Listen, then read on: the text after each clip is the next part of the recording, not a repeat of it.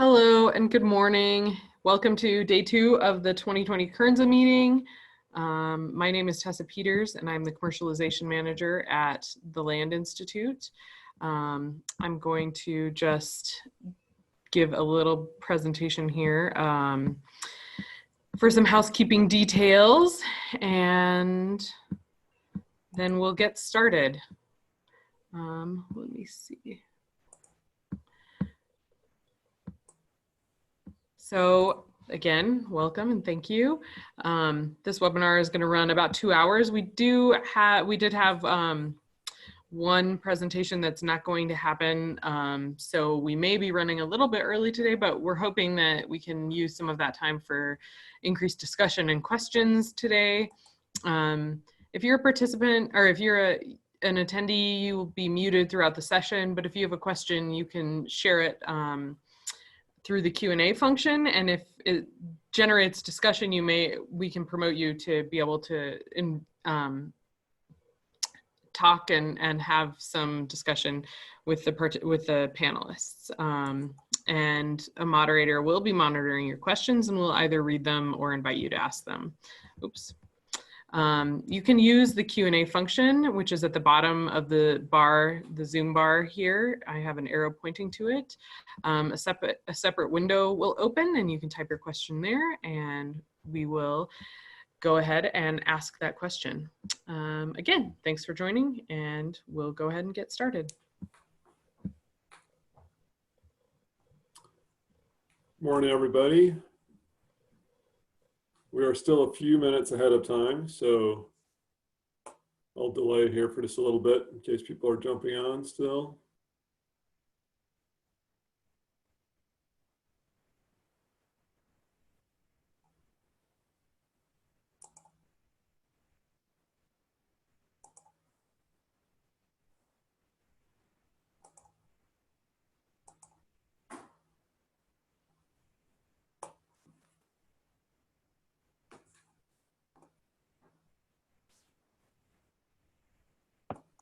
Good morning, Lee. How are you doing? Hey, Valentin. Glad you could join us. Am I in the right connection here? Is this where you are exactly the right place? We're just about to get started, so I think we can assume that yours will work when your time comes. Fantastic. Excellent. Just you'll go ahead and share your screen and that should work.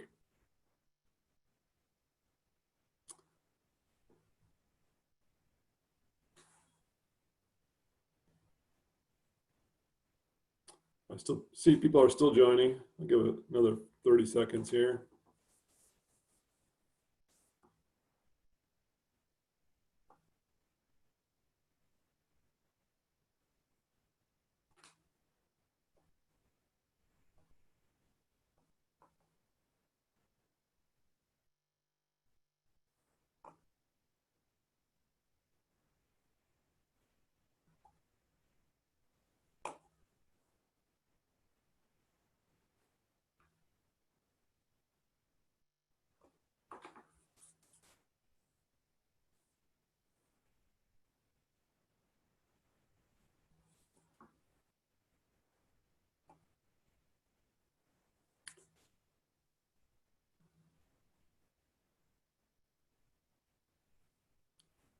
All right, good morning, everybody.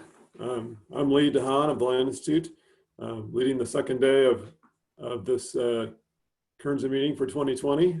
Sorry it's in this format and not in person as we'd hoped, but I hope that many of you may have been able to come to this meeting that wouldn't have been here in person. So there's a good side as well. Starting the second day, we'll run from 8 o'clock Central Daylight Time until the planned ending time is 10 o'clock. We do have one talk that's canceled, therefore we have a little bit of extra time. So some of the talks may be able to run over. If you have questions, please be thinking of them. Submit your question using the question button at the bottom of your screen. You can do that anytime during the talk, and we'll ask the question of the presenter at the end. To go ahead, we should have plenty of space today so you can get those questions in. I'm going to go ahead and introduce our first speaker today, Jared Crain. He spoke yesterday as well. He's a postdoctoral researcher at the Poland Lab at Kansas State University. He works on our Kernza breeding program at the Land Institute, facilitating the genomic selection side and data storage, collection, and analysis. It's been an invaluable part of the program here for the last several years, and looking forward for him updating you all on what our genomic selection breeding strategy has been here over the past several years. Looks like your presentation's working, Jared. I think you are good to go. Okay, thank you, Lee, for that introduction, and thank you all for joining. So yesterday I talked a little bit on the genomic dissection of traits, if you will, through GWAS. Today I want to focus on the genomic selection breeding strategy. Some of these slides I've shown, but we're getting into about 3 years of applying this. So we're really having not just some theory that we can say, hey, this is what should happen in the field, but actually having the data to go back and look and see if our observations are matching up with that theory. So setting the stage for this from a breeding standpoint, if we think of the intermediate wheatgrass plants or the Kernza in the breeding program, this is just a photo of some space plants, and thinking, how do we take this from 8-10 generations from the wild relatives to golden fields of Kernza, where we have acres and acres upon fields that we can go harvest with combines.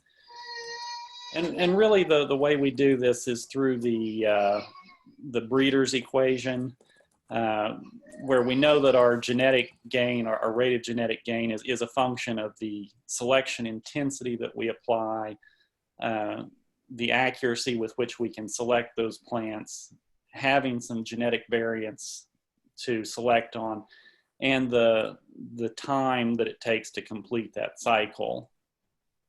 So just some background history on breeding intermediate wheatgrass, and this is the phenotypic breeding that was used at the Land Institute really between 2002 up to about 2017. A breeding cycle would look like very similar to this, where you would take your chosen parents, cross those in the spring, you would develop your F1 seed, then that could go into the field that fall, where it would overwinter, and then during the summer the next year you would be able to collect yield data, trait data, which you could go back to the lab, analyze that data, and identify which of these plants were the best that you wanted to be the parents for the next generation. So the following spring or year number 3, you could take those parents and start the cycle. So looking at the breeder's equation, our rate of genetic gain, we know it's a function of this in selection intensity and accuracy and genetic variation divided by the time to complete that cycle, which was 2 years.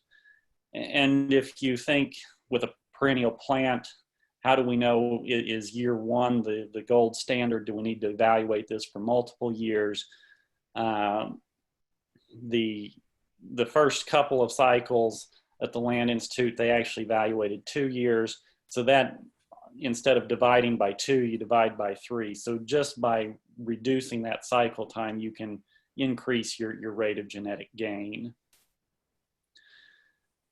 What we've proposed and started working on is genomic selection, and the breeding cycle it starts very similar to phenotypic, where you cross your parents, and then in late summer these F1 seedlings are started, where we tissue sample those, extract DNA, and look at the genetic profile, where we can automatically select out based on our GS model what we think are going to be the highest performing lines that they can go automatically into the greenhouse and intermate those plants, forming the next cycle.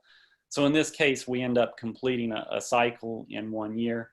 Now there is an additional step to this, as our genomic selection model is made up of past training data, so we want to keep our model updated. So we go ahead and we select out about 1,200 plants to go to the field where they're evaluated the following year, and we use that information to update our GS model. But looking at the rate of genetic gain on this, we've now got that cycle time down to 1 year. So our rate of genetic gain just becomes the intensity times our selection accuracy and the genetic variation. So this scheme alone should double our rate of genetic gains, because we went from 2 years to complete that breeding cycle down to 1 year. And just back to the breeder's equation, because a lot of this always comes back to how we can manipulate this. Again, time is our biggest factor that we can manipulate through genomic selection. We can also manipulate the selection intensity and accuracy as well. So when we started this genomic selection breeding, the original training population was this cycle 6 that was planted in the field. It was about 4,000 lines total, and there were phenotypic observations in 2016 and 2017. So that was our initial training population to go forward with genomic selection. And looking at that training population, and based on the breeding scheme that I just covered with 1 year per cycle, we could look at how much genetic gain we should be able to achieve from genomic selection. So this is kind of a response service of our relative gain. So our increase of genetic gain is on we'll call this the y-axis. And then the two parameters that are very easy within the breeding program to manipulate, selection intensity and selection time, are on the X and Z axis. So across this, for the time parameter, the way we can interpret this, 1 would mean that the breeding cycle for genomic selection and phenotypic selection take approximately the same time. And at lower intervals, so 0.5, the genomic selection interval is 1/2 the time compared to complete that phenotypic cycle.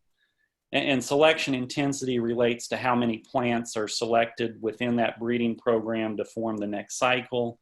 In the same way, a selection intensity of 1 is the same intensity within both genomic selection and phenotypic selection. And then values under 1 are where genomic selection, we actually can decrease our selection intensity compared to phenotypic selection. And values greater than 1 is where the selection intensity, selection intensity is stronger on these higher numbers.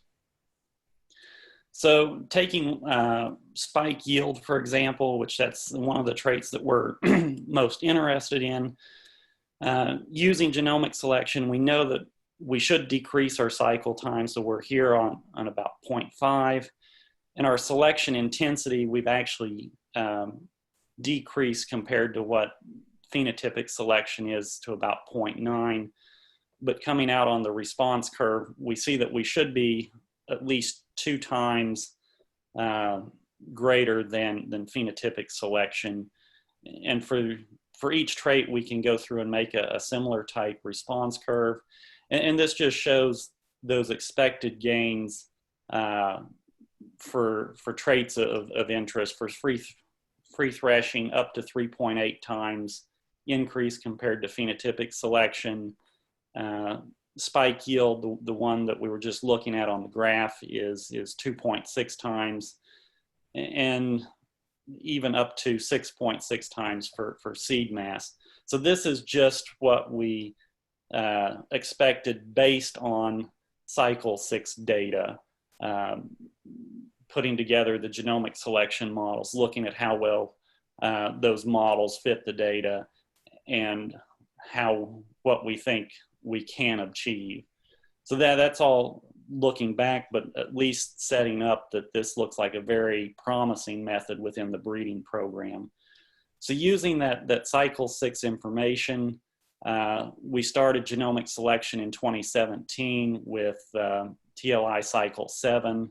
So this generation was started in seedlings in the late summer, early fall of 2017. Selected genets were moved right away for crossing.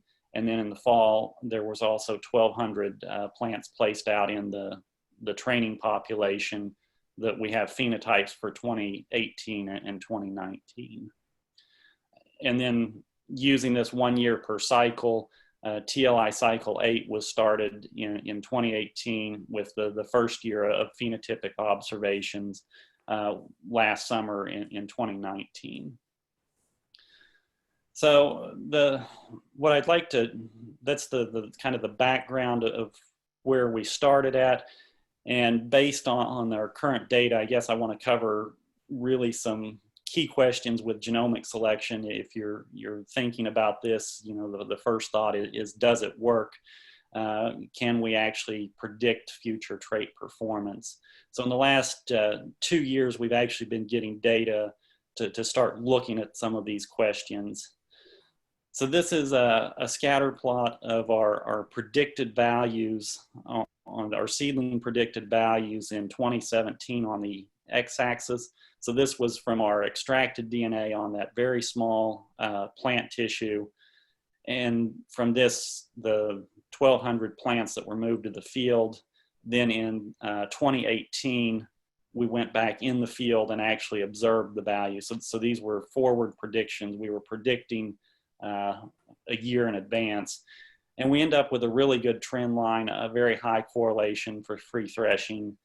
In cycle 7, we actually have two years of data, also in 2019. So the second graph is, again, our predicted value that we made back in 2017, and then our observed value in 2019. So for both years, and these were the same plants, we had very strong correlations. For spike yield, there was a trend, a significant trend, but it was not as strong as free threshing. In fact, this was one of our traits that was least predictive as far as predictions beforehand. Again, this is our 2017 values, and then what we observed in 2018. And then in 2019, we were able to observe the same data and still a trend line, but not near as accurate as other traits for free threshing. So this was the cycle 7. In cycle 8, these predictions were made in 2018, and then we collected the first year of data last year in 2019. So for free threshing, again, we had a very strong correlation. Our spike yield predictions last year did not align very well at all, with really no correlation between what we predicted and observed. And this was by far the worst trait as far as prediction. We had several traits, free threshing, shattering, seed mass, that we had fairly strong correlations with. So the first thing, does it work? Does genomic selection work? For some traits, we had very strong prediction accuracies. For complex agronomic traits like spike yield, that was really where we probably had the most challenges, but it at least is very promising. So that looks at just predicting plant performance out into the future. Remember, within this program, we're actually selecting out what we think are going to be the best 100 plants and moving them into the crossing block. So a follow-up question, are those selected parents, are they actually better than the mean population that they came from, which would be necessary for driving that genetic gain? We're going to want to make sure we select parents that are higher yielding to produce higher yielding progeny. So within cycle 7, that first year of phenotypic data, only the training population was in the field, but with the perennial nature, we took the selected parents and they were placed in the same field at the edges. And then in 2019, we were able to collect data on both those selected parents and the whole random population that they came from. And this is a histogram of the distribution of those measurements for free threshing. So with our free threshing seed, could range anywhere from 0 to 100%. With higher free threshing, better. And this is a trait that a lot of emphasis is placed on within the breeding program. The solid line is the mean of the population, and then the colored purple bars and dashed line is the mean of the selected parents. So on average, the selected parents were almost 10% higher free threshing than the non-selected cycle 7 individuals. And spike yield, this is another trait. This is the one that we didn't have as high as prediction accuracies, only a 0.2 correlation. But again, we see that those selected parents on average are about, I believe it's 14% higher selection differential than the non-selected parents. And this is a table that just sets up different traits that we observed. So you'll see the traits, and then this realized selection differential, that is the difference between the mean of those selected parents and the random population, and then filling this out through just the standard quantitative genetics formulas, we can calculate our expected response to selection in the units, and then I've also placed it in percent per year.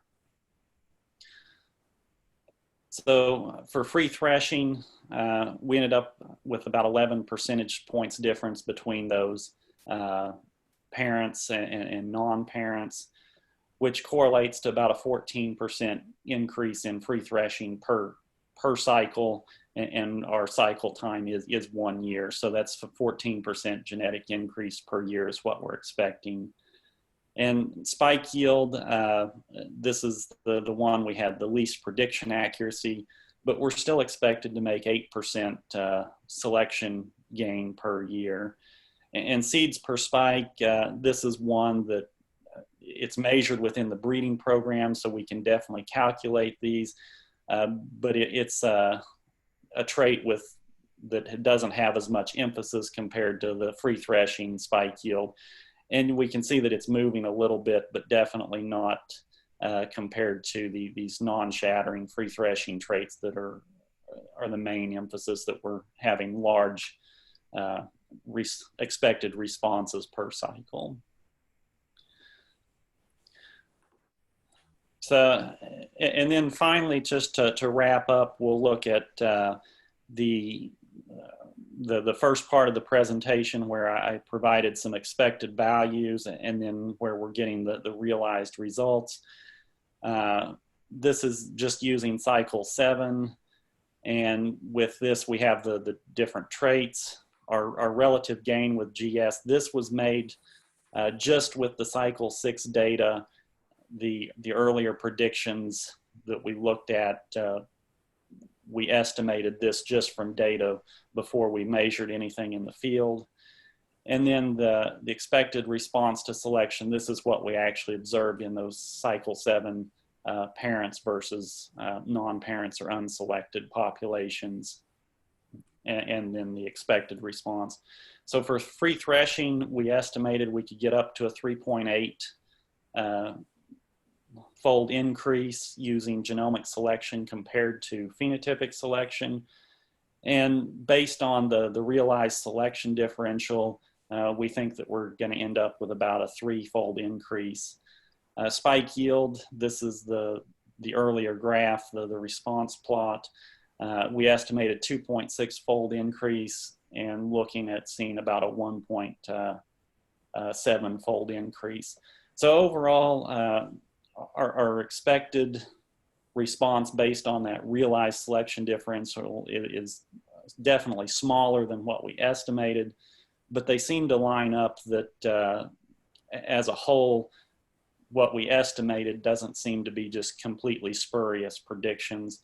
And then seeds per spike, I didn't estimate this one out because we're really not placing that one under much direct selection. And we have a large number of traits, and a lot of them show that if that trait's under direct selection, free threshing, non-shattering, we can move the population mean. If it's something that we haven't been selecting on, just as a random mating population, and as theory would predict, that the mean value of that trait really isn't moving as well. So overall, I think that our expected and realized results are aligning quite nicely. There is some differences. Our expected results were made just on one cycle, one location. So as we move to different generations or different cycles of plants, different field years, that's probably going to limit our realized results to some extent as well. And then just finally, within the breeding program, this is where we're headed. Remember TLI cycle 6, we had phenotypic data in 2016 and 17. And then in 2017, we initialized our first genomic selection cycle. We've collected data in 2018 and 19, and anticipating collecting data starting in 2020 right now for a third year. Cycle 8, we have the first year of data, and then the second year of data will be collected this year with plans to go out to 2021. And then we'll be starting the 10th cycle of selection this year. And yesterday there was a comment about if cycles and locations are confounded. And this is one way that we think we're going to be able to get over that. If we look at cycle 6, that generation of plants is definitely confounded within the year that it was grown and the cycle. And then once we get our genomic selection model going in 2020, we'll be able to measure 3 different cycles during the same calendar year. Now, they will be at different harvest years, but hopefully that will start allowing us to understand and to take account of some of those confounding factors within the breeding program. So just as a quick summary, I think, genomic selection, we can definitely decrease our breeding cycle time. Our current results, look very promising that we can accurately predict plant performance. And this should really be able to increase our rate of genetic gain, moving us toward full-scale fields of Kernza in the future. And just for acknowledgements, this works collaborative effort. It takes lots of people to manage and collect data for the slides that you've seen, and then Kansas State University, the Land Institute, and the Malone Family Land Preservation Foundation have been funding partners on this. So with that, we'll turn it over to Lee if we have time for questions. Thank you very much, Jared. Yes, we do have the final talk today has been canceled, so we have a little bit of slack in our schedule. So if anyone wants to submit a question, now's a great time to do that. You can go to the question button at the bottom of your screen and type in a question. There was one earlier about asking what the benefit of reducing selection intensity is. It was a little confusing when you have that graph about increasing versus decreasing. So actually, it would be better to increase selection intensity if you want to increase the rate of gain. The downside to, if you hold the population size the same, you might have a fewer number of selected individuals. So there could be a negative effect of increasing selection intensity, I guess, in that sense. Yes, if you want to and comment on there, that, I apologize, I didn't get the best overview of that graphic. But within selection intensity, one thing too, phenotypic selection based on your numbers, Lee, you could evaluate 10,000 plants and then select 100 for mating. If you have any errors in that, you can definitely reduce your gains just from inadvertently selecting the wrong plants, whether that's, you know, a plant that just happens to be in a perfect field location or any other type of error. So by decreasing that selection intensity, you get a broader range that you're going to be able to capture alleles as well. All right, great, Jerry. We've got several more questions. First of all, were the predictions of the different yield components, for instance, seed per head and percent fertility, also low? If not, how would you explain the difference in prediction accuracy between spike yield and the yield components? Yeah, so that's a very good question. Some of those, and I will have to look, some of those were also low, but then there were aspects of yield components that were relatively high. And I think a lot of that comes back to environmental effect as well per year, that a plant might put on lots of spikes or have lots of flowers, but then if there's a drought, not go ahead and fill that out through seed. And I would be more than willing to follow up with that on email if we want to move on, just to answer the most questions in time. Secondly, would it improve your models to have all the C6 to 8 planted in the same time and avoid a cycle year as a variable?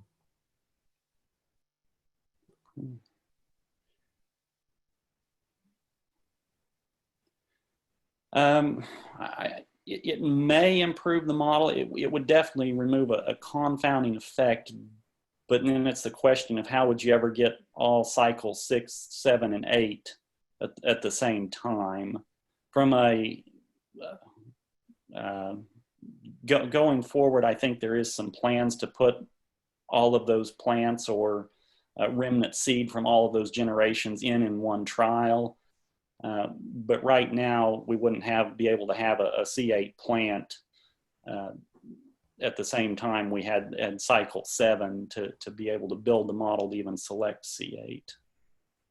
Next question from Steve Larson is, how is selection intensity weighted for each trait? I think I'll try to answer that one. So this is probably my piece. So obviously we have a number of different traits here. How do we choose which one's the most important? The weighting of traits in selection has varied for me over the years. Yield per spike has been probably the highest weighted trait. I think what we've seen in this data is that there's a large G by E on yield per spike, and that's why our predictions here are not that great. It's not that the genomic prediction wasn't predicting that year it was in well, it was that it couldn't predict the next year. And that wasn't a genomic prediction problem. It was the same problem if I was doing phenotypic selection, that plants with a high yield per spike are not the same from year to year. What we've seen over time is that seed size or seed mass, and I'll talk about this in a moment, is predictive from year to year. So it's been something that we focused on. And early in the selection breeding program, I didn't select on free threshing or non-shattering at all. But as we've gone along here, we've seen those to be very heritable traits that we can make rapid progress in. So they have had a lot of a weight in the selection in the last several years. Generally, the approach I use is to take a model that includes all the traits we're interested in and weights them together. And then I look secondly at, is there outstanding plants for certain traits that are also kind of okay on other traits. So I kind of put some cutoffs as well as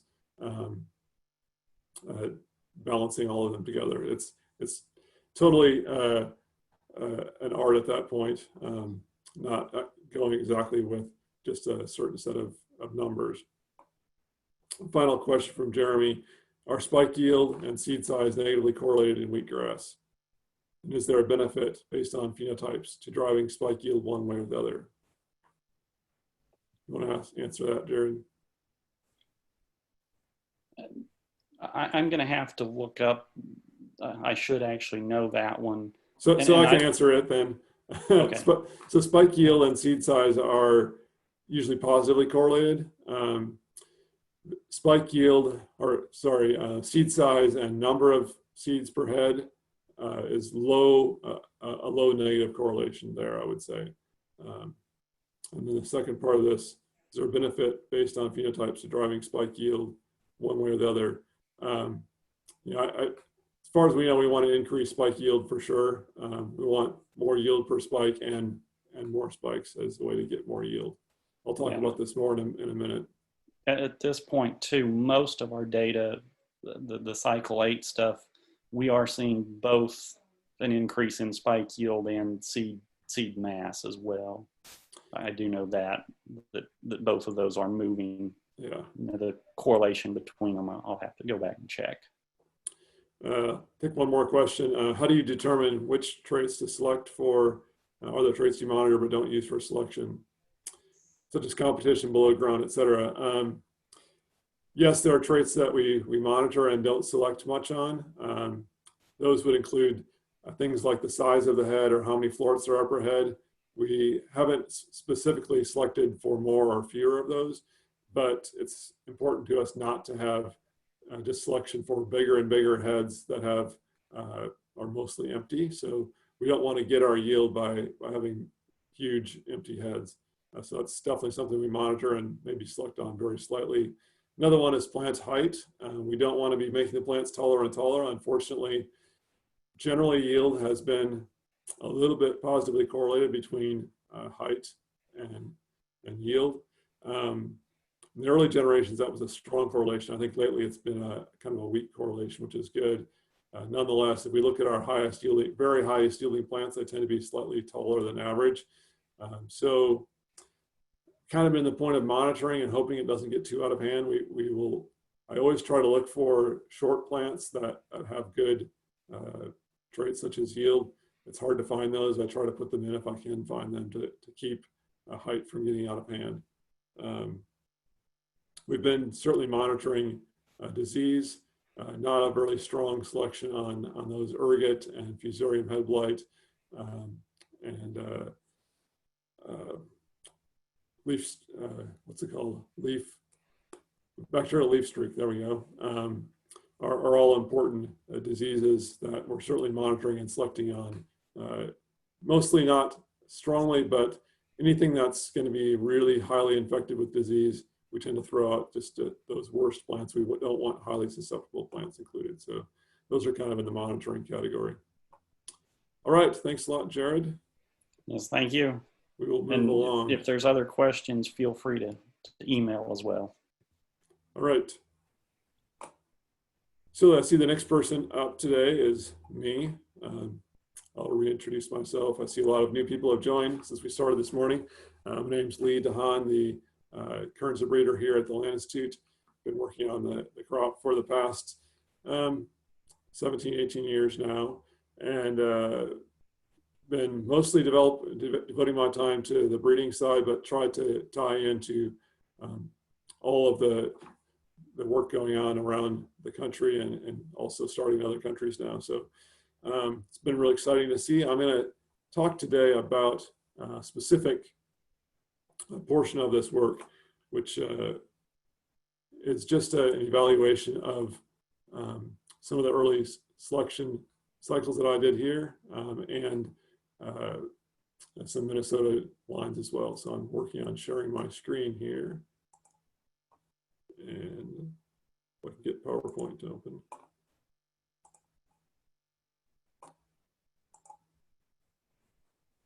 I'm having a hard time talking and doing this at the same time. Sorry about that. Okay, I think I'm good to go. So as I was saying, we've done an evaluation of some of the early breeding lines that Jared has talked about, the work here at the Land Institute, and also combine that with some materials from the University of Minnesota. Kind of a objective here is looking at genotype by environment interactions. We're curious about whether materials developed in Minnesota versus Kansas had different regions of adaptation. If there was benefit to using Kansas developed materials in certain parts of the countries, or would it be the Minnesota developed material? And so we combined some of our lines that we had enough material of to plant in numerous locations to study this question. So as Jared talked about, we're up to 9 cycles of selection here at the Land Institute, and we have these last 3 that are through genomic selection. What we did back around 2010 was to take plants developed from cycle 3, that was just phenotypic selection, and move some of those to Minnesota. And that was started the Minnesota breeding program, which has several rounds of selection after that. University of Minnesota breeding program, as you heard yesterday, took a few of the best genetes or genetic individuals to make 5 different synthetics. I think each of those had about 5 different parents, maybe a few more than that. So a synthetic variety has just a certain set of parents that you can always go back to recreate it from those perennial individuals that live for many years. So they composited 5 different groups looking to really target different traits with those and see what the benefit of those could be. And then evaluated those for many years throughout Minnesota. And one of those, Minnesota 1504, has been released as this variety named Clearwater. And so we had these 5 synthetics to compare, as well as 2 populations from my program. And so these are highlighted here, the cycle 3 and the cycle 5, and these 5 from Minnesota. You can see that we don't have the most recent materials, and that's because we didn't have enough seed of those to take them out and grow them at these many locations. So we're quite a bit behind the times in what we're evaluating here, but nonetheless, it's enough to see what track we're on. And then we grew them at different locations. The whole list is here: Kansas, Nebraska, North Dakota, Utah, Minnesota, Wisconsin, Ohio, and New York. Today, I'm just going to talk about these Western locations. I had the seed from these sent here for cleaning, and was able to obtain pretty good data on those, get it compiled. Others had been doing some of their own work, and especially with COVID-19, couldn't get in to the lab to finish that work up to get us the data yet. So we'll see that coming in the future. And what also included these Rush and Wahe, these are older forage varieties of intermediate wheatgrass, as checks to see what progress we're making versus those older varieties. Okay, they were planted in the field. Usually I would say more like the plants that you see here on the right in closer rows. Here in Kansas, I planted them in 2 ways, in rows that are 3 feet apart and rows that are 1 foot apart. So it was a split plot design with both of these planting arrangements used. We had great emergence here in Kansas. You can see the rows are really solid. It looks great. That's critical to getting a good results. At many of our environments, I think we had a little spotty emergence, and so a bit more noise is going to be in the data, especially in that first year. Usually the second year, plants start to fill in and the data will stabilize somewhat. Last spring, 2009, the fields looked like this. The plants were still quite small, but growing rapidly. What happened by harvest time was that we had many inches of rain, about some events in June here, about 5 inches of rain, and that solid seeded area was absolutely flattened. I wanted to mechanically harvest these plots, and there was no way to do that really in those solid seeded plots. And so I abandoned those for the year. They're still there. They look great this year so far, but we did not take seed data. So all the data I'll present to you will come from the rows. Those showed behind that are still standing. Those look like this for the most part. So some of those forage varieties had some lodging, but many of the varieties looked pretty good. So it was very easy to use a combine, a small plot combine to harvest these plots.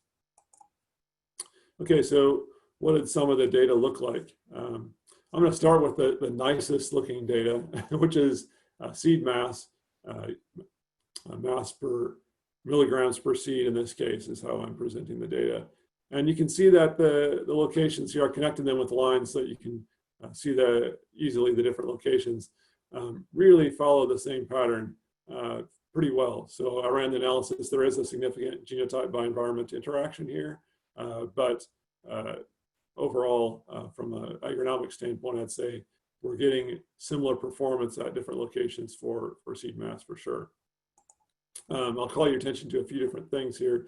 So Rush and Awahe, the Czech forage varieties, very low compared to the other entries here. So obviously we're making progress compared to those, although you'll see there's a huge variance by location. So some of the locations definitely had smaller seed overall, others much larger. Secondly, we can compare the cycle 3 and cycle 5, the C3 and C5 from my program at the Land Institute. And I'm curious to see if we're going in the right direction, and across most of the sites, we are heading in the right direction in terms of seed size. So that's a trait appears that we're making progress on, even at diverse locations, not just Salina. And finally, I'll point out this Minnesota number 1501. Yesterday, I think it was Jim pointed out that this entry had the highest seed size in their trials in Minnesota. And you see also here that it's pretty outstanding for seed size in this trial. So I would say definitely this Minnesota 1501 line, even at diverse locations, we can see that there's relatively low G by E on this trait like seed size. So we'll move on to more troubling traits. This one I'm going to talk about is percent naked by mass. So what this means is we combine harvested or hand harvested and threshed, depending on the location, the seed. And I cleaned it up here and then ran it through a dehuller, or at least a subsample through a dehuller. And we weighed what we had before we put it in the dehuller and what we had after. So basically it's an estimate of, if you were to do this mechanical dehulling of clean seed that you obtain, what fraction of that is actually clean seed versus hull and chaff material that's going to be removed. This is going to vary by location, of course, because they were processed in different kinds of threshing, and some is much more aggressive, gets much cleaner seed than others. But we also expect to have some effect of the genotype on this. So some that are going to be more free threshing than others. Once again, we see these forage varieties, at least at these upper locations, seem to be lower than the Minnesota and Kansas materials. But fair bit of noise here, so not as strong of a trend. One thing I'd point out is that the Minnesota materials in general visually appeared to me to be freer threshing than the materials I had, at least in C3 and C5. Remember that they were selecting out of C3, so these are essentially kind of the best C3 type plants used to make these varieties. And they really jumped ahead, especially at these more predictive locations, I would say, and obtained some lines with pretty nice free threshing ability. You see we're approaching 90% of the mass being actually naked seed in these. So they're cleaning up very nicely if we got a good location with good cleaning happening. Finally, we see, are we moving in the right direction with C3 to C5? Well, some locations, yes, some locations look pretty noisy. Last one I'll talk about is naked seed yield. So this is basically just yield kilograms per hectare, but want to be clear that it's on clean seed basis. So this is once we removed all the chaff from these samples, the clean seed that a farmer would actually be able to sell and make into a product. One thing I point out is that we did have the Nebraska location had high yields, and in one case the C5 did really well there. We had yields over 800 kilograms per hectare, and this is the first year, so pretty excited to see that. The forage varieties in general, very low on seed yield, as we would expect. C3 to C5, we had 3 locations that followed the trend we'd expect, and then 2 that were not quite as we'd expect. I should point out here that the Utah sites, we have Utah not irrigated and Utah irrigated. The Utah not irrigated in this case has no trend, whereas the Utah irrigated did. Maybe that means it's a little bit more like the Kansas environment where we've selected it. Hard to say exactly what's going on at this point. We'll have more years of data in the future. Maybe some of the noise goes away. So I wanted to go to a second set of data based on these same plots. I also added in, at my location, some other entries. So here you see all of those. So I had enough seed to put all of the cycles at this location. So I have cycle 1 to 0, actually 1, 2, 3, 4, and 5. So 0 is what I started my breeding program with through cycle 5. So we can see if there's a trend, and this is grain yield, kilograms per hectare. We had a nice trend over the year. So even though we see that there's a strong G by E, and so one year doesn't seem to predict the next year really well in terms of grain yield sometimes, seems that overall our selection, which includes things like non-shattering and seed size, we're moving seed yield in the right direction, even despite the yield per head being somewhat variable and not predicting one year the next very well. Maybe overall, we are going the right way with the selection strategy I've used so far. And we also have these checks, includes, this is called Big Flats Plant Materials Center entry, which is one of the populations that we used to start the breeding program. And over here in red, we see the Minnesota lines. Move along here.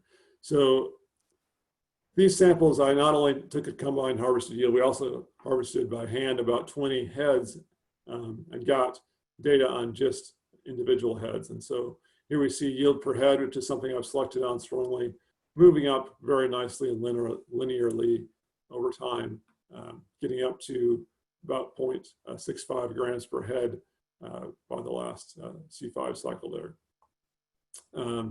The Minnesota lines, these came originally from C3, so if you want to compare, you see C3 over here, and these lines are comparable, but the selection was not really so strongly on yield per head for those, as you can tell. Heads per plot is an interesting thing. So another way to get yield is not yields per head, but to have more heads in a plot. The Minnesota lines in general are quite high for that. They tend to be a little later. They developed longer and had more heads. And I think selection for those was somewhat based on the size of the plant and the number of heads that were produced per plant. And that seems to be translating to more heads, at least in the first year. So we don't know how this plays out over time. Is that going to be a good thing or a bad thing in later years? We'll have to see. I was a little surprised to see these forage varieties had relatively low numbers of heads per plot. You would think that they would be tillering like kind of crazy as forage varieties, but they're not very reproductive. They make more vegetative tillers. Obviously, reproductive tillers are not a great thing in a forage variety, so really not producing a whole lot of them. Seed mass, another trait we've been talking about. I'm a little surprised to see that cycle 4 and 5 of my material were up there, even above some of the Minnesota lines. You do see that Minnesota 1501 was really good, and then remember that came out of C3, which is down here. So an amazing jump by picking some of the biggest plants sort of out of C3 materials. You can get a variety that has very large seed very quickly. So shows some of the benefit to this strategy of developing a synthetic variety with a small number of parents in it. And then percent naked. So this is just a visual estimate of percent naked seed in a sample. Again, we're moving in that direction. Initially, I didn't select on that at all. And you see from C0 to C1, no movement or movement down, even to C2. In those generations, I wasn't selecting on that trait at all. Then I began to select on it strongly. You can see it moves very quickly up. but again, one that really jumps ahead with these synthetics, showing the benefit of doing that. So you can pick out a few plants with a lot of naked seed and really get a type that has a lot of naked seed very quickly. I think this might be the final trait. So lodging, as you know, as I pointed out, we had horrible lodging in those solid rows and these wider rows. We didn't have so much lodging except in these forage varieties that tend to have very narrow stems and lodge quite badly even in these wider rows. Okay, so looking back overall, the situation of our breeding programs, I didn't pull any plants out to start making synthetics back when the Minnesota group did, but I've begun now in the cycle 7 and cycle 8. I have 4 synthetics being evaluated out of cycle 7 and 1 out of cycle 8. And I imagine in coming years, I'm going to have at least 1 synthetic variety candidate coming out every year. We'll have to increase the seed of those and then evaluate them. So it takes 3, 4, 5 years to move from these candidates to something that you can have enough seed for farmers to actually start growing. This happens to be my increase of one of those picture taken 3 or 4 weeks ago. This field actually I walked by this morning is the heads that are coming out right now. So we're excited to hopefully have enough seed, maybe 50 pounds off of a field like this to put out some larger trials starting this fall. I'd also like to point out my collaborators listed here. So we have people in all these states putting in these trials. I know mostly not funded this work, so a great thank you to everybody for participating in this. I'm excited to see how this year's data comes out and see if these trends continue, and also evaluate the more eastern locations and see how that data fits in with this. I think I'll stop there and see if there are any questions. Oh, a question has popped up, so I'll just read it from Anna. A question about the step after variety trials, the multiplication of seeds before release of a variety. What would the process be based on repeated crosses between the parents of the synthetic variety or on intermediating a subset of genotypes making up the variety? Is there a risk of genetic changes in the variety during this multiplication process?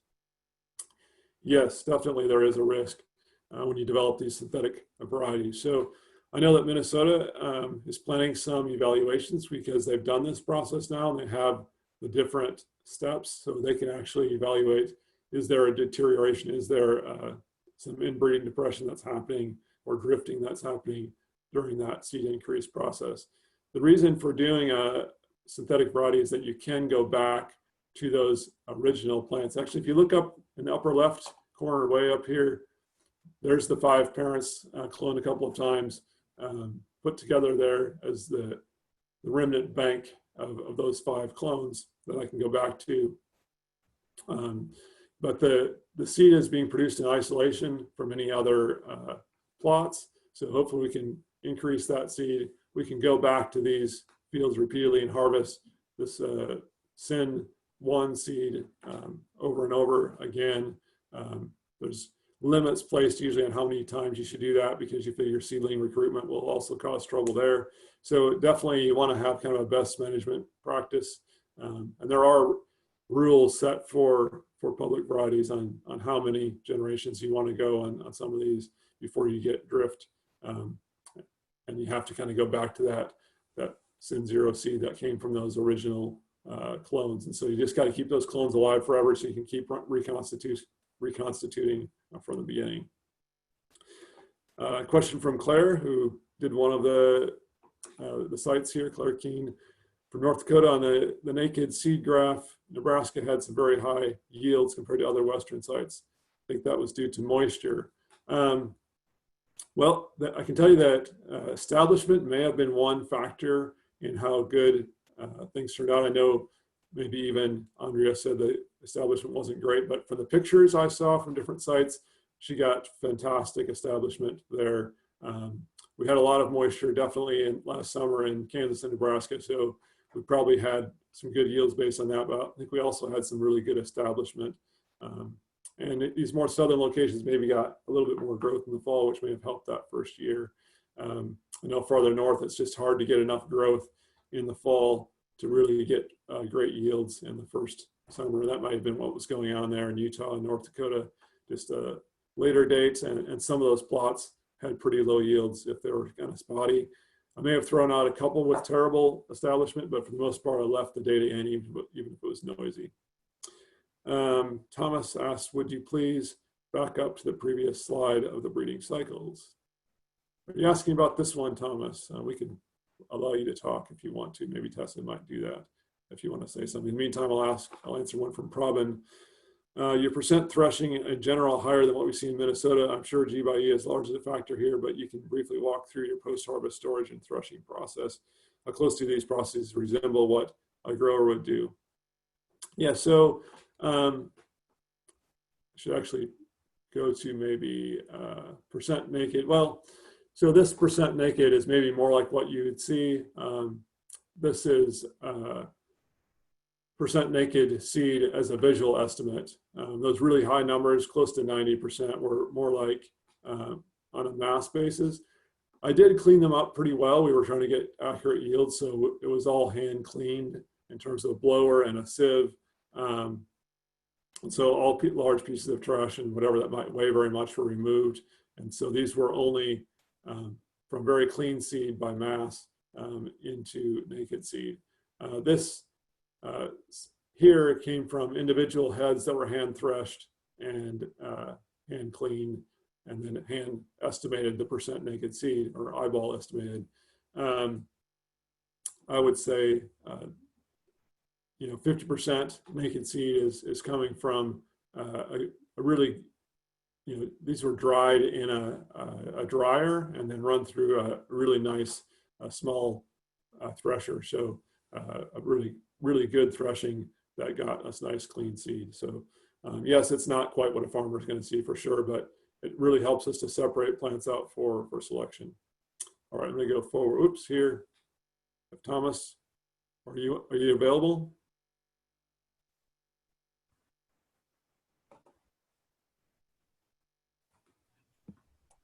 All right, go ahead. Talk, or he can type, either way. Go ahead, Thomas, if you want to talk. You probably have to unmute.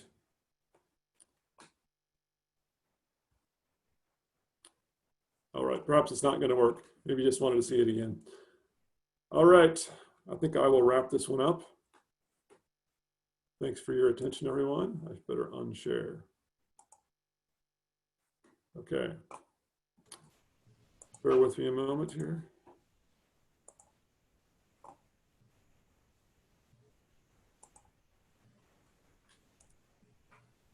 All right, next up looks like is Doug Cattani. Oops, did I just reshare again? No. Yeah, I'm going to share it in. Are you? I'm having trouble with my screen here. I apologize, everybody. I have to quit my PowerPoint. I can't see anything. Okay.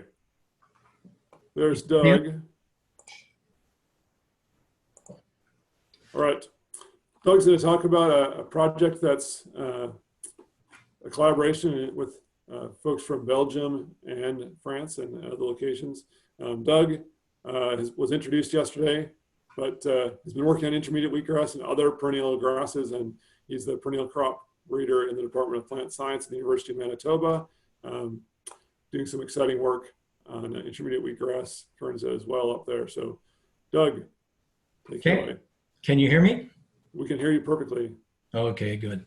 As you can see from the list of people on the bottom, there's a lot of people working on this and sharing to help us get a good idea as to what is going on in the phenological development of intermediate wheatgrass. Okay, why is phenology important? Phenology is essentially the reproductive growth of the crop, and this will influence the responses you'll see to different agronomic practices. For example, if you want to graze your crop, is it early spring, post-harvest, or late fall? How will that affect the reproductive growth? Obviously, post-harvest and late fall, it would be the next year's reproductive growth. And the response to nutrient applications. Do you apply too early, too late? Are you going to end up with forage instead of seed? Those are some of the answers we hope to give when we get a better understanding of the phenology. Now, Olivier Deschênes from ISARA or Benjamin Demont from University of Liège should be the ones giving this talk, but both are busy, so you're getting this from me. Herbaceous perennials have an annual growth cycle. We all know that we need seed and we need to go through a winter before we see adequate seed head production. Quite often when we seed in the spring, we'll see sporadic seed heads emerge, usually in Manitoba, late August.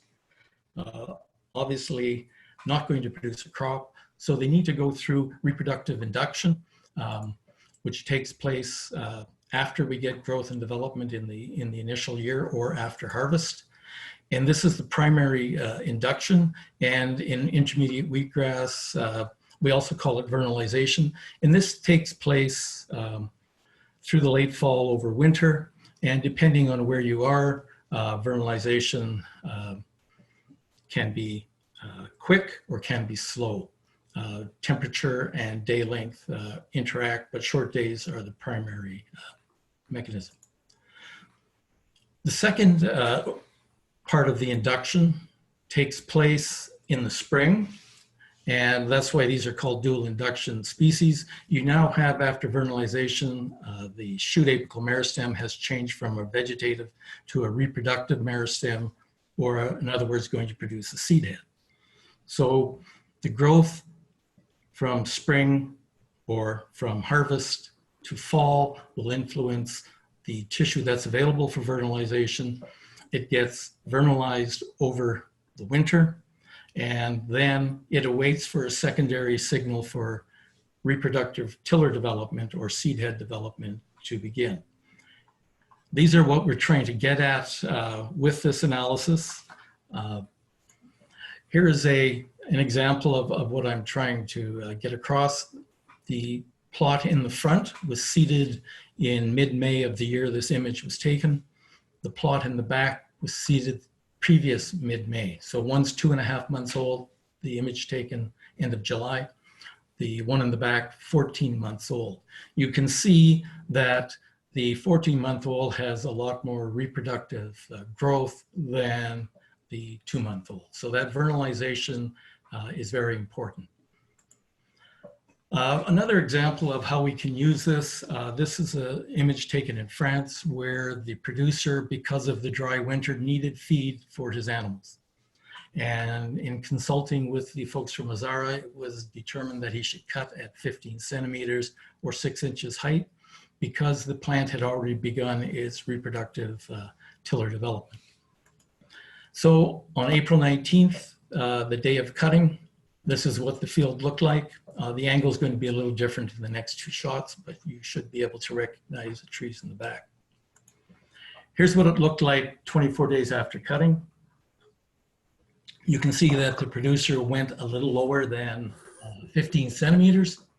And he also went across the direction of the rows. You can see right here in the middle which direction the rows were. He harvested perpendicular. So he had a floating header on his machine for harvesting, and it gave this rolling effect to the tillers. If we look at it again another month or so later, 62 days, you can see the impact of how he, the image of what he did to that production field. Essentially, he removed, one, a lot of biomass, but also he removed a number of the reproductive tillers. See the difference in the densities. Okay, the modeling that's taking place, or the ontogenesis modeling of intermediate wheatgrass, consists of 3 steps. One was data collection. All of the cooperators you saw at the beginning all provided data for this, and you get a database of plant phenology across the different sites, and you also collect climatic data, and you make assumptions based on that. Then you put this into the model, and the model being used, and Benjamin Demont is the one running the models for us. And it's the STIX model. It's one they use in Europe for winter wheat. And if he was giving this presentation, you would get a lot more of this part of the talk. That is beyond me. And the last part is the taking all of that data, standardizing the model for the sites, and then producing the phenology modeling of the intermediate wheatgrass. So I'm going to talk about the data collection and the analysis here. I'm going to leave that to the people who understand it a lot better than I do. Okay, data collection. Here we have sites. Included in this will be their location, longitude, latitude, day of planting, days of harvest are actually over here on the far end, and days of measurement. And different groups did different measures. My interest as for most of my plots were breeding, and therefore heading, flowering, end of anthesis, and grain maturation were the primary interests in our program. Others did other types of measurements as well. You convert these from dates on the calendar to days after seeding or days after harvest when we're looking at sequential harvests off the same field. These are the sites, or at least the headquarters of the people who did the measures. The sites of the fields may differ somewhat from the decimal part of these latitudes, but you can see we went from 39 degrees north to 50.5 degrees north in Belgium. We now have materials at other sites, including up in Sweden, which would be far further north of this, and I have materials up in the Yukon Territory in Canada, which are going in the field this year, and we'll have some interesting data points from those sites that we can try to fit into this model once we get it perfected. Okay, so the data collection also includes the climatic data, and where we had both soil and air temperatures measured. If you look in the spring, we have very good correlation between air temperature and soil temperatures. I think the R squared of this was 0.85, so very good. But when we start looking at winter, and especially in here where we are, where winter is quite pronounced, the air temperature does not adequately reflect the vernalization temperature, mainly because of, thank heavens, the insulatory impact of snow on the soil temperatures.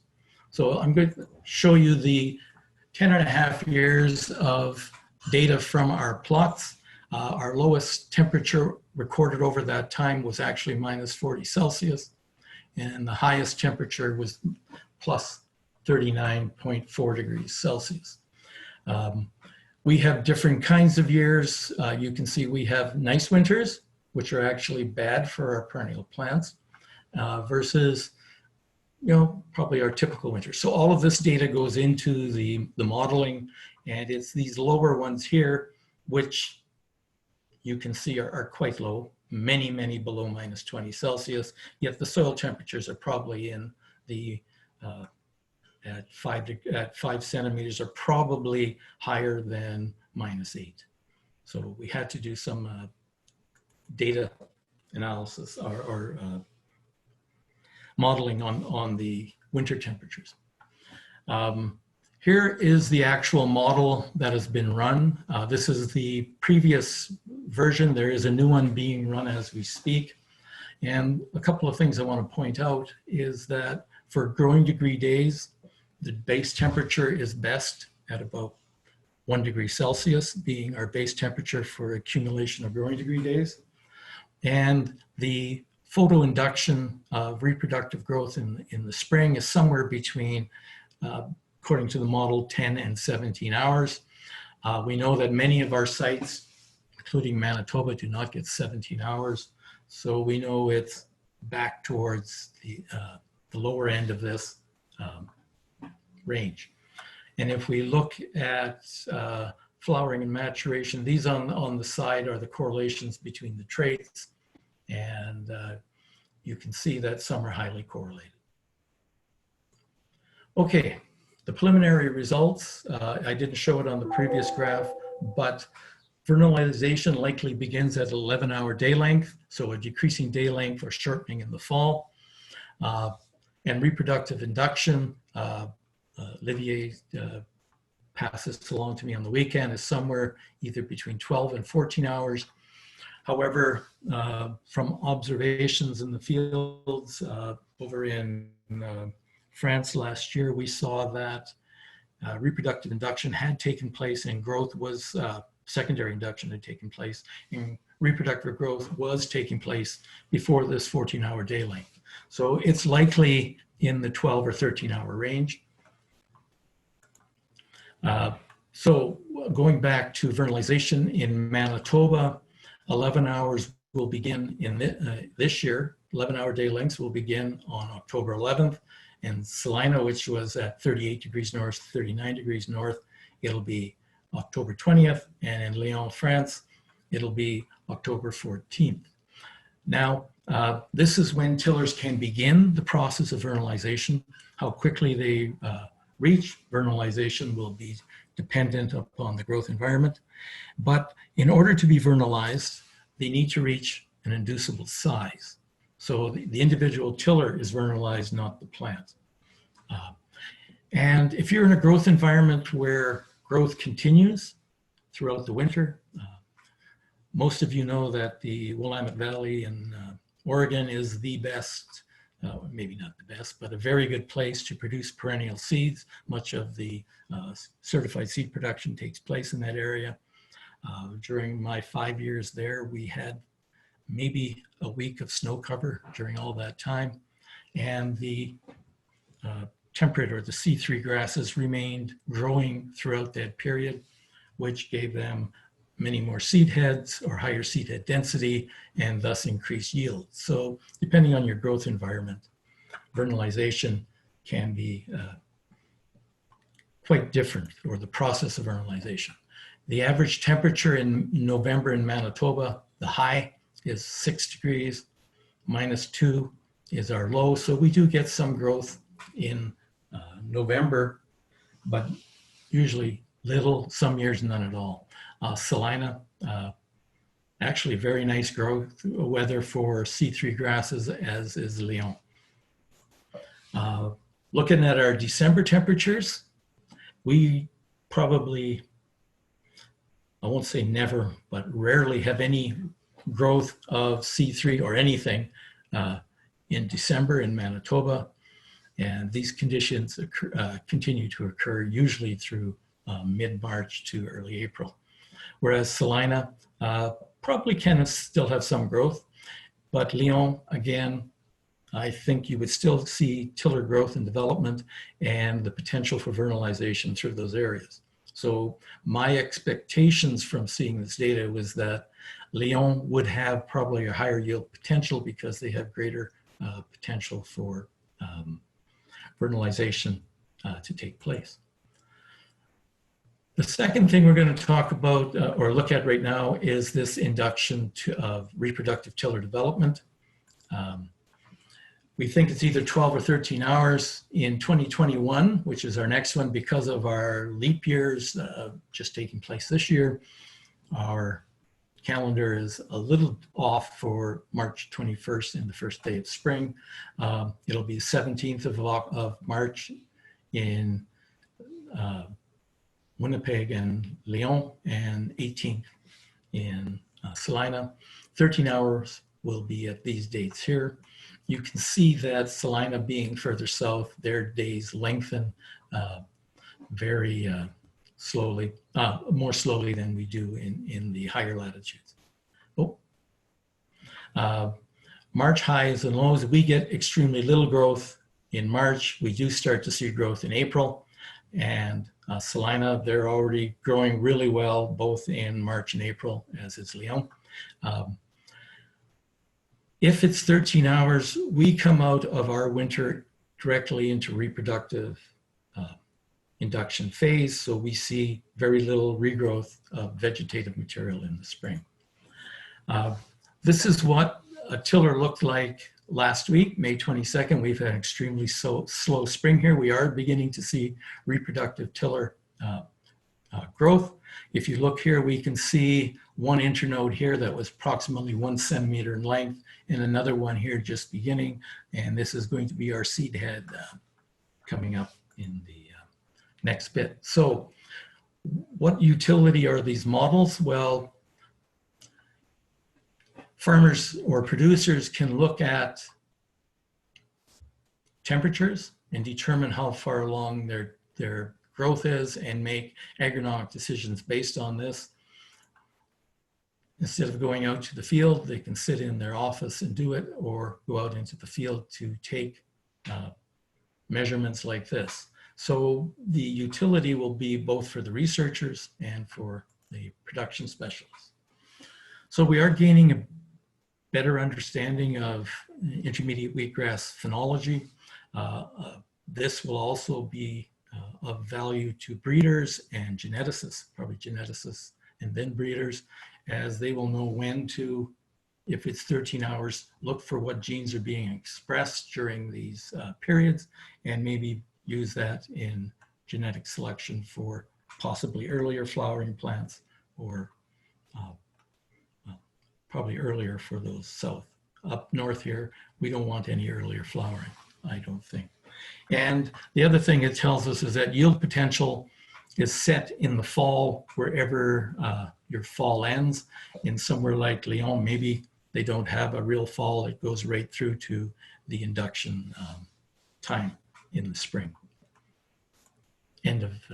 So these are the people that are taking part in this. Benjamin and Laura Fagnon from University of Liège, Olivier Deschamps, Florian Sillet, and Christophe David from Lyon. Jake Jungers from Minnesota, Valentin Picasso, Wisconsin, and Brandon Schlottman from Land Institute all contributed to this project. And that's it. Thank you. Okay, thank you, Doug.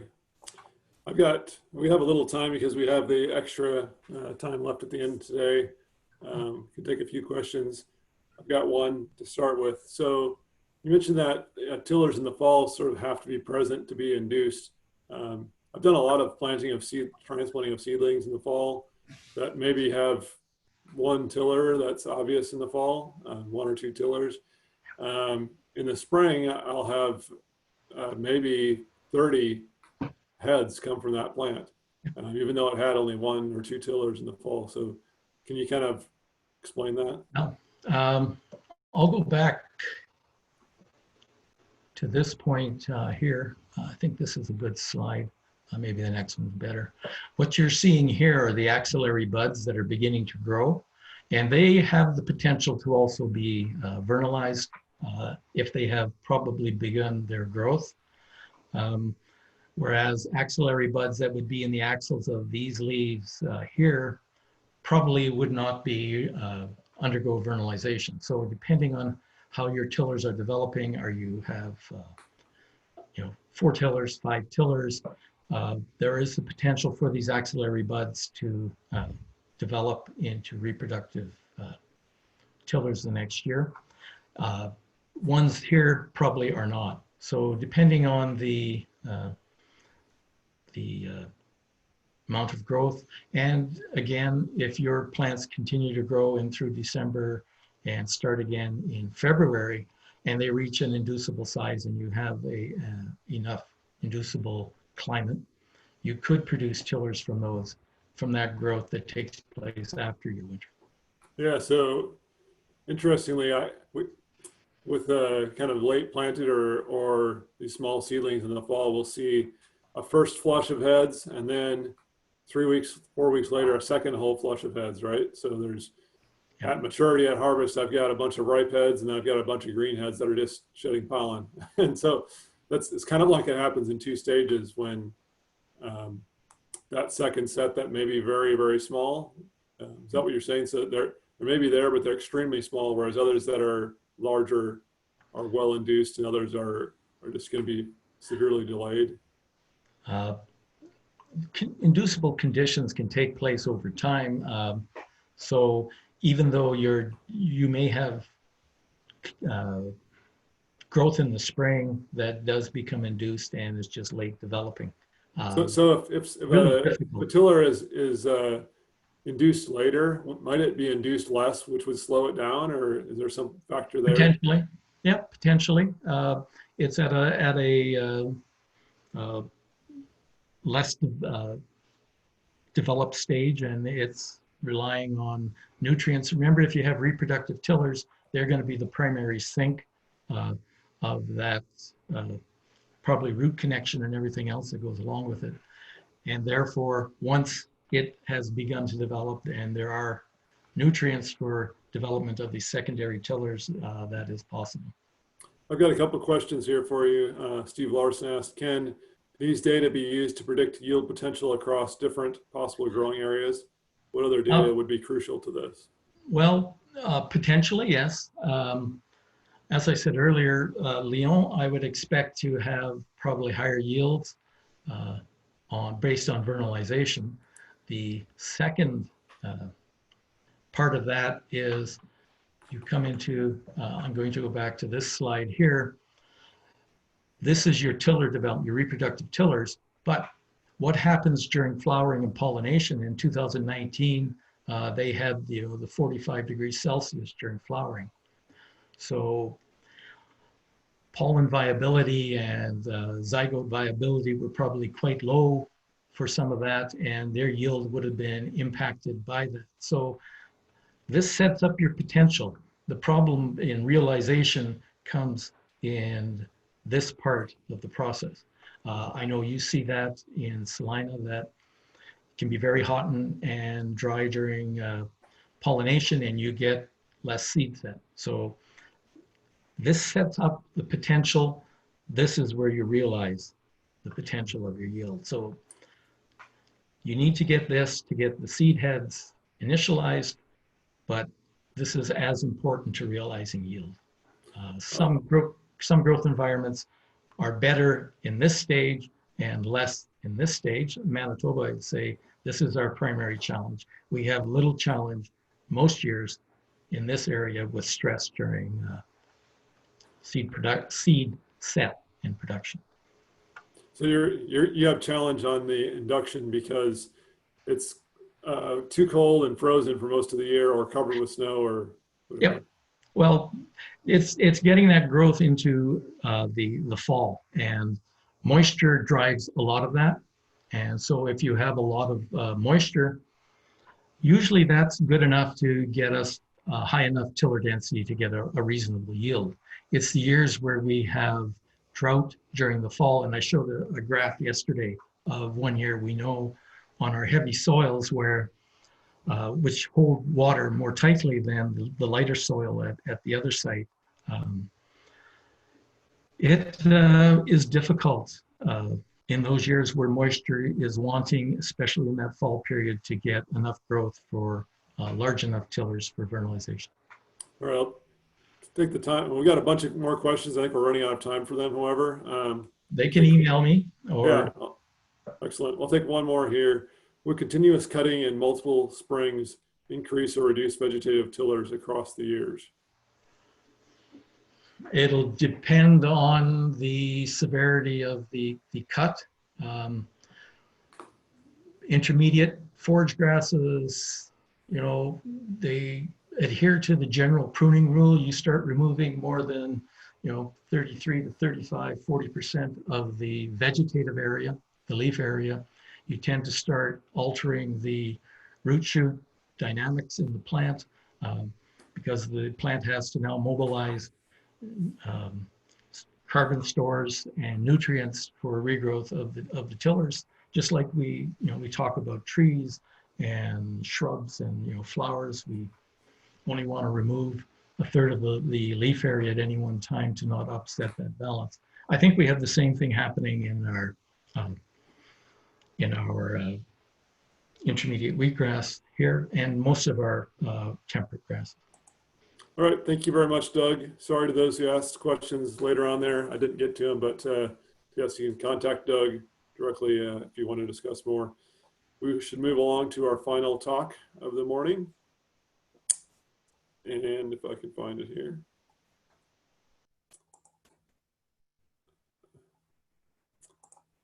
All right, Valentin Picasso, I see you're there. That's good. I will introduce Valentin while he brings up his, shares his screen.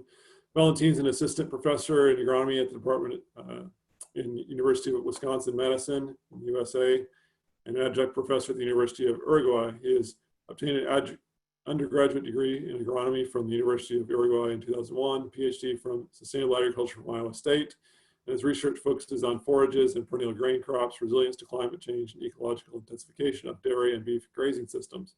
His extensive Kernza intermediate wheatgrass agronomy program, actually, at the IWG Madison has demonstrated the potential of dual use perennial grain and forage systems in terms of yield, forage nutritive value, weed suppression, root biomass, and compatibility with legumes. And Valentin, you've got about 34 minutes before we hit 10 o'clock, so go for it. Okay, excellent. Can you hear me well? We hear you just fine. And the screen is okay. And it's good, yes. So thank you for the invitation. Thank you, everyone.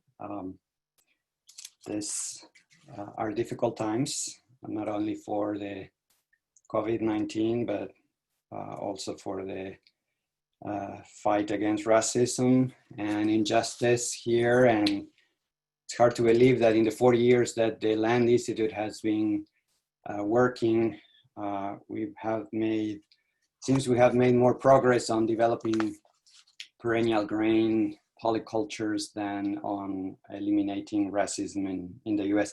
So my presentation today will be in black and brown, just to support this fight. So I want to focus on 4 papers that I've been working at since the last Kernza meeting to now. So one is on Kernza forage value, the other one on Kernza weed suppression, a third one on below ground biomass and non-structural carbohydrates in Kernza, and the final one on how to maintain grain yield over time.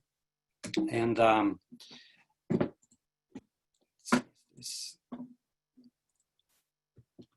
there. So as you all know, Kernza is a dual purpose crop. We can harvest grain and we can harvest forage, and the value of the forage is extremely important, especially for these initial stages where grain yields are not as high as will be in the future. And so farmers have been wondering and have been using Kernza not only as a grain crop, but also as a forage crop. And we've been looking at different management practices and what is the forage value, the forage quality in Kernza intermediate wheatgrass. And we have an experiment. We've compared Kernza monocultures with Kernza mixtures with red clover in 2 locations in Wisconsin, where we do a dual use management. We have the grazing in the spring. We have forage, we have grain harvest in the summer with a removal of that forage for the summer, that straw or hay. And then we have another grazing or forage harvest in the fall. And what we found is that first, most of the forage production is actually straw that it's harvested in the summer after the grain harvest, which is in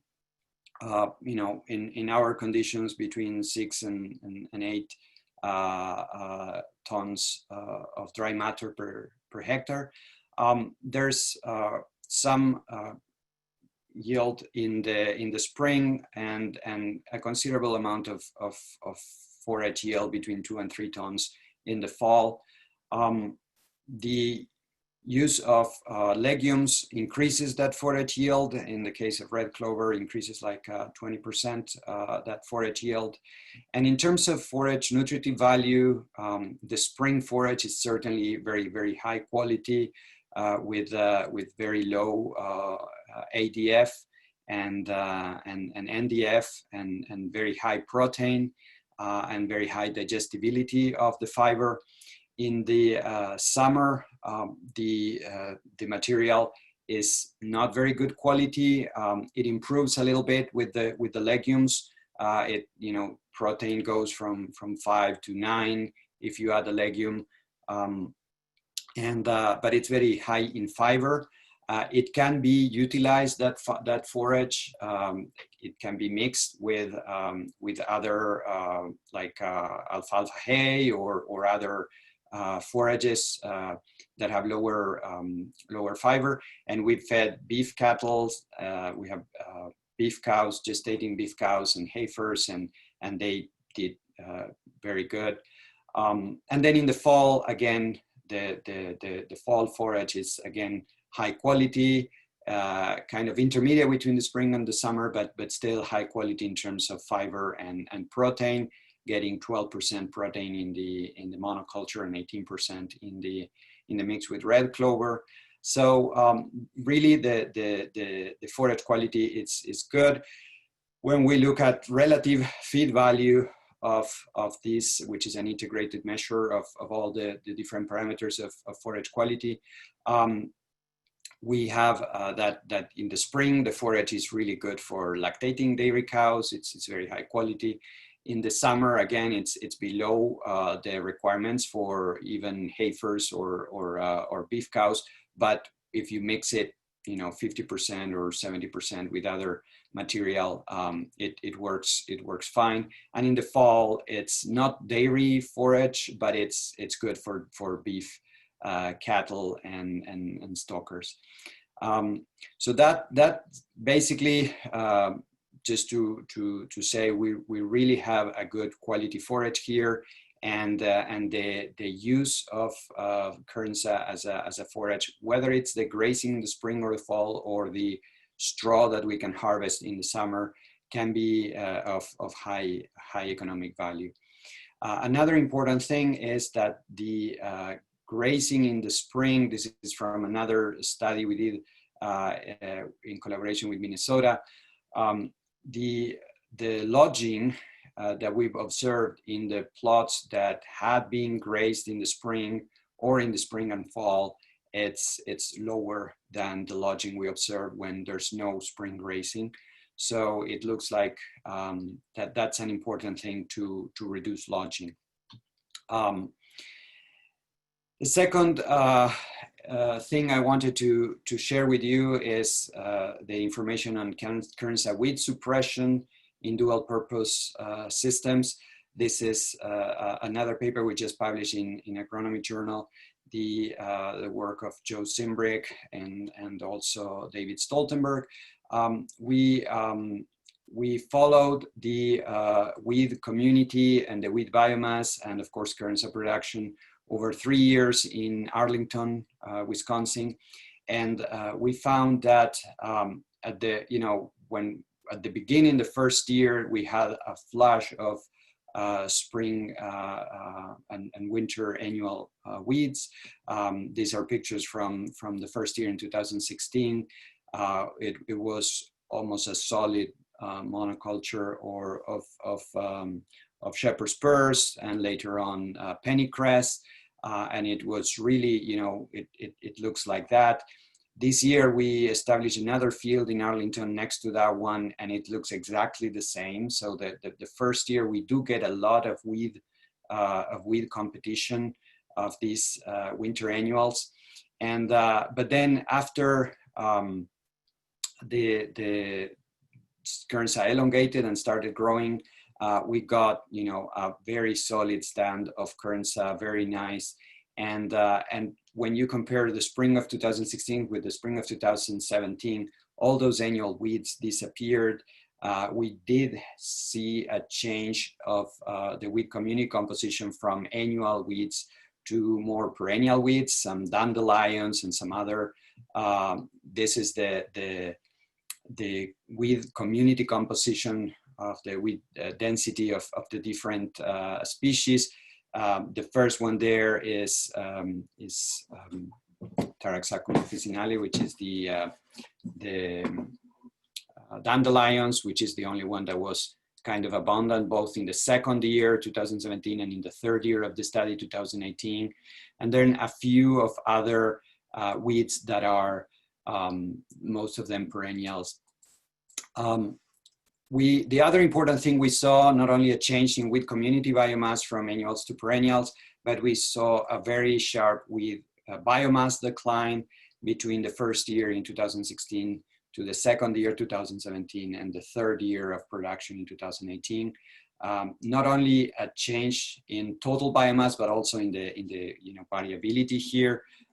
We had plots with a lot of biomass, wheat biomass, and it declined sharply up to almost nothing in the third year. And when you see the pictures of Kernza after the 2 or 3 years, it's just a solid stand, and it's one of the things that we think Kernza is great for farmers, and especially for organic farmers that are thinking about a transition, is the use of Kernza as a way to clean up the field from annual weeds. The other important thing, we had some plots that we hand weeded, so those we call the weed-free plots that are in gray in this graph, and we compared those with the plots that were controlled with no hand weeded, and we didn't see. I mean, of course, we saw differences here in weed biomass. The plots that we hand weed or where weed-free had lower weed biomass than the controls, but in terms of grain yield or biomass yields, we didn't see much of a difference. So in the second and the third year, okay, we didn't do this the first year, which is the year that had the most weeds. But basically the point is, at least in the second or third year, it doesn't seem to be an interference of weeds in the yield of Kernza, both grain or biomass, which maybe suggests that at least in the second and third year, we really don't need to worry about weed management practices or herbicides. The first year might be different. As I saw you in the pictures, there was a lot of weed invasion in the first year, and we didn't compare, we didn't do hand weed there.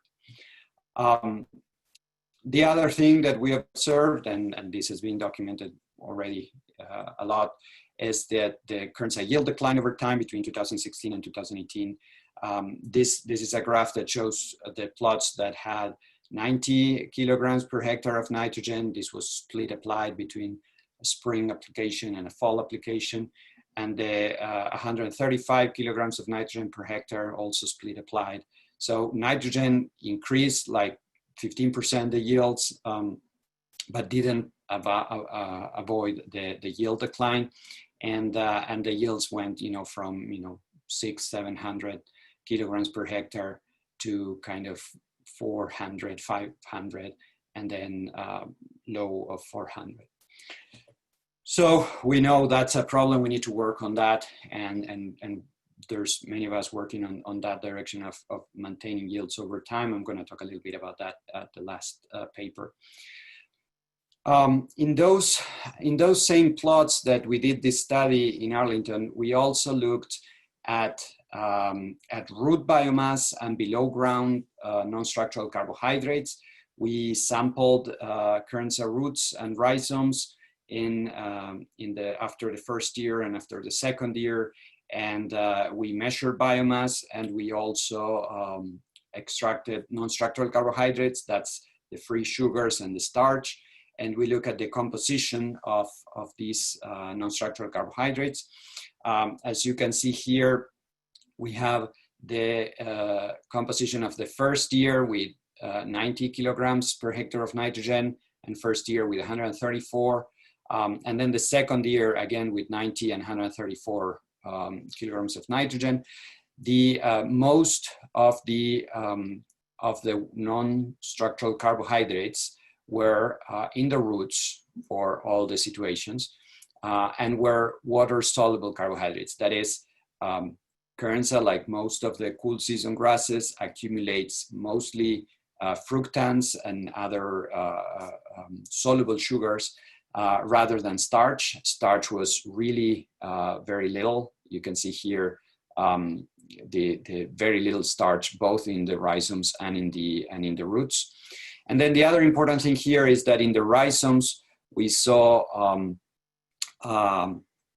a little higher concentration of of the water-soluble carbohydrates, but because rhizomes have much lower biomass than the roots, there's much more root biomass.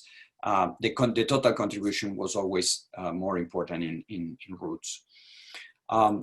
Now, we also look at the below ground biomass to 1 meter depth. And here is when comparing the nitrogen levels, but also the forage harvest management levels. We didn't see much differences, only in depth. And this was kind of puzzling, but we have that most of the biomass we saw was in the first 0 to 20 centimeters. And then there's less biomass going down. Again, no difference between the forage harvest or the nitrogen treatments. There was a sort of interaction here, which was difficult to explain for us. The high nitrogen with harvest had a higher biomass, whereas the high nitrogen with no harvest had a lower biomass. That makes sense. But what's not very clear why in the low nitrogen, the no harvest had a higher biomass than the summer and fall harvest. So there seems to be somewhat of an interaction there. But in any case, the main point of this data is showing the massive amount of biomass, root biomass, that even in the first and second years, Kernza can produce. We run some correlations between the root biomass, and this was hard sample in the fall, right? So October or November, so right before the winter, and we correlated fall below ground biomass with the next year growth, and we saw a positive correlation between fall below ground biomass and the next year above ground biomass, which makes sense. This can be explained by just, more vigorous plants have produced more biomass in the fall, and therefore more biomass in the summer. That made sense. But we saw a negative correlation here between that fall biomass and the next year's grain yield. And that's another thing to think about, that there might be some sort of trade-off here between putting carbohydrates and reserves into roots and therefore growing more root biomass, and the nutrients that are going into the reproductive. And in the fall, as Doug was saying in the previous presentation, it's where the tillers get induced, and we have the vernalization and all that. So I think there's some things to look more into in this issue of having the more roots, the less yield in the next year. I mean, this is just one location over 2 years with several management practices, but I think there's something we need to think and look more into and do more research about. So finally, the last thing I wanted to present today is the results of this experiment we did looking at post-harvest management practices to maintain grain yield over time.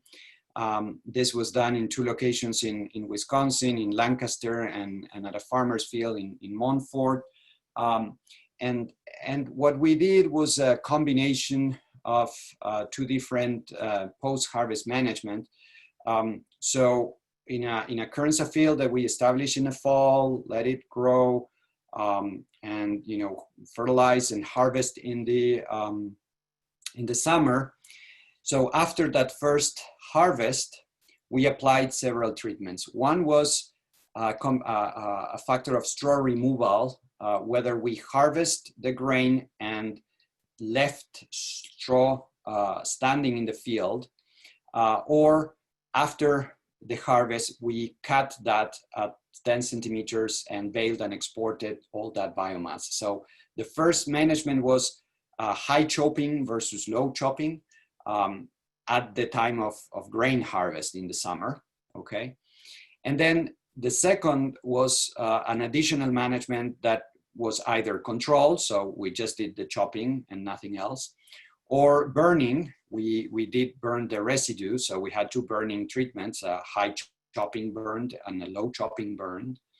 And then we had different forage harvests. We had an additional forage harvest in August, another one, so one forage harvest in the fall, twice forage harvest in the fall, so a harvest in August and a harvest in September, and or no harvest in the fall, but one harvest next spring, okay? And then we did two other treatments, which was mechanical stand thinning. We ran a rototiller in between the rows, so we removed basically one row every other, and or chemical thinning, where we applied herbicides in a strip. Again, removing one row of Kernza every other row. And so trying to look at whether those practices would help us maintain yield over time. So these are some pictures of the burning or the rototilling. This is a picture of the farmer's field. This was the size of the plots. And this is another picture of the harvest in the following year, where we collected grain after all the treatments were applied. So, sorry, this is a kind of busy table. We're just getting these results out of. But the first thing we saw is significant differences in lodging due to the mechanical tillage or the chemical weeding. And this is basically, we removed rows, and that was important in reducing lodging. The main thing is that the mechanical tillage reduced lodging, and this was done in one farm. It was done in the fall. In another farm, the mechanical tillage was done in the spring. We tried it in the fall, didn't work, and so we redid it in the spring. So it looks from that analysis that one way to reduce lodging is to do some mechanical thinning, and there were differences between the mechanical thinning and the chemical thinning. So it looks like going underground and maybe breaking those rhizomes might be important in order to reduce lodging. In terms of the other reproductive variables, this is vegetative biomass, number of spikes. We saw differences. Again, by doing the thinning, we reduced the number of spikes.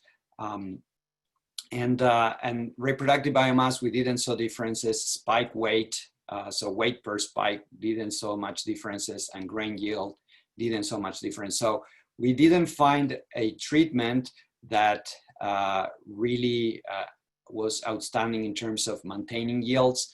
The variability in this plots was very high, really, and we didn't find any difference there. But what we looked in terms of the relations, we also measured the light penetration in October. We measured that several times, really, in August, September, October, November, with basically measuring how much light it penetrates under the canopy. And so the first thing is we found, of course, very significant difference in light penetration between the different treatments in the fall, because it's very different to leave all the residue, to chop it, to burn it, to till it, or even clip it twice. And the light penetration was highly associated with the number of spikes, and negatively associated with number of spikes. So the more light is intercepted, the more light penetrates, sorry, the less, the fewer spikes, okay?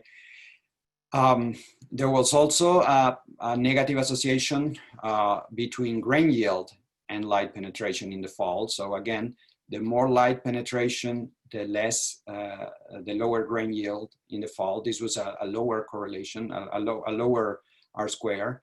And we didn't see any association between light penetration and weight per spike. So it seems that the grain size and the grain number of grains per spike didn't change much with that treatment. So light in the fall really is affecting spikes, which is affecting grain yield. When we look at the correlations of all those treatments, number of spikes is highly correlated with grain yield. The weight per spike is somewhat correlated with grain yield, but really not really no correlation here. And of course, reproductive biomass was highly correlated with grain yield. So again, in this study, we didn't saw much of an effect of the weight per spike, but we saw mostly effect of the number of spikes on grain yield. And again, I think this is just one piece of a puzzle that we need to integrate with a lot of other pieces of information. But it seems that from this, that the opening up the canopy and allowing more light in the end of the fall, it's going to reduce those number of spikes.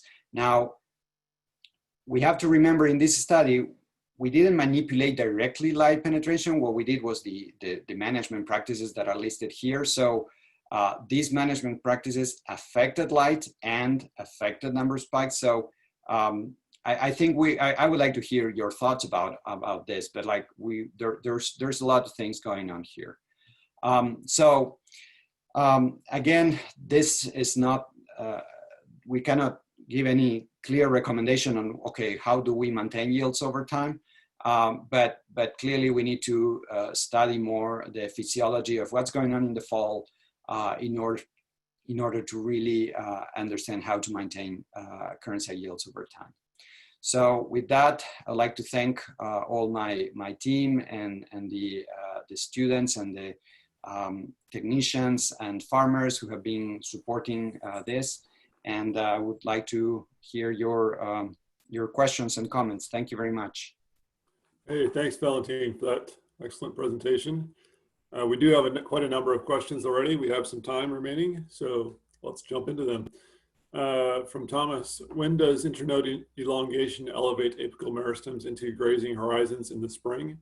Do you remove animals at this point if you want grain? Yeah, so here in Wisconsin, we normally don't graze or harvest after, the first week in May.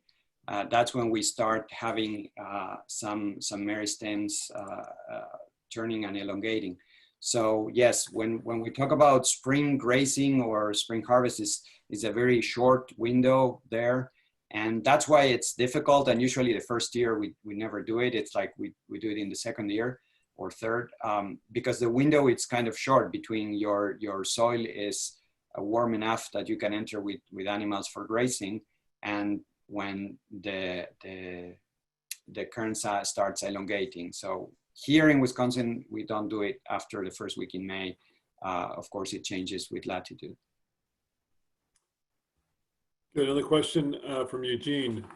Hi, Valentin. Do you have any data on weed seed banks over time? No, we didn't measure weed seed bank. So no, we don't have any data on that. All I can say about in that experiment in Arlington, we didn't see much of annual weeds after the second year. In the plot next to it, that this year we started with the herbicide trial with the one that we're doing in several locations for being able to label it for herbicides. What is it, IR4? We had a very similar situation that what we had 4 years ago. It's like we established in the fall. This year it's full of pennycress and shepherd's purse, and we expect that the second year, although that would disappear, but we don't have data on weed seed bank. A question from Tim Cruz. You showed a strong weed suppression with thyme and single species Kernza. In your experience, do Kernza monocultures appropriate light, nutrients, and water more fully than the Kernza legume bicultures? And does it depend on site fertility status? I haven't, I mean, we haven't really looked at the wheat data on the monoculture versus polyculture. We do have the other site in Arlington, the other experiment in Arlington, that we have Kernza monocultures with different nitrogen and different legumes. I haven't looked at that data yet, but I would say in terms of appropriation of light and nutrients and water, I don't think there's a difference. I wouldn't say that the monoculture is better than the Kernza legume biculture. They both seems to have, I mean, the Kernza legume bicultures are Kernza legume bicultures after 1 year, but I don't see any weeds either. So I don't know if there's any different. Yeah. Good. We have another question from Carmen Fernholz. Any impacts on perennial weeds like Canada thistle? I would change on for off. We have another site in Lancaster that we have a lot of Canada thistle, and that really impact Kernza. So I don't think it's the same effect on annual weeds than on perennial weeds. In Arlington, with the study that I showed, we didn't have any perennial weeds over time. I mean, any big weeds over time. We had the perennial dandelion and other cocksfoot and other smaller ones, but we didn't have Canada thistle in Arlington. More in the driftless area in Lancaster, we had plots with Canada thistle, and it's problematic because the management practices we are using, we haven't used herbicides in those plots, are not conducive to eliminated perennial weeds. So yeah, if you have Canada thistle, it's a problem. Yeah, when farmers ask me what to do, I say, don't plant where you have Canada thistle.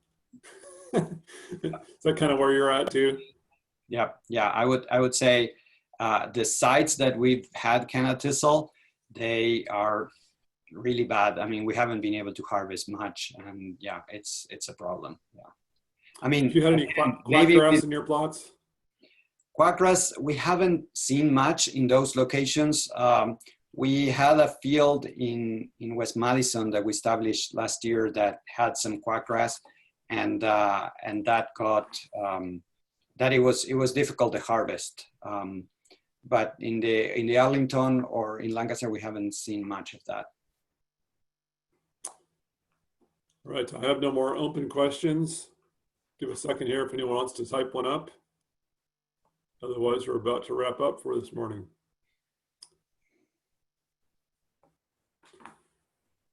All right, so thanks, Valentin, and all of our presenters for today. It was a great morning. Thanks for your participation, everyone. We had a lot of people on. I saw 70 people at one time, so wonderful to have you all here this morning. Invite your friends for tomorrow. We'll be back here at the same time, same place, covering, looks like the topics are agronomy and Kernza beer and things like that. So it should be an exciting day. See you back here tomorrow morning. Thanks to you all. Thank you. Bye. Bye.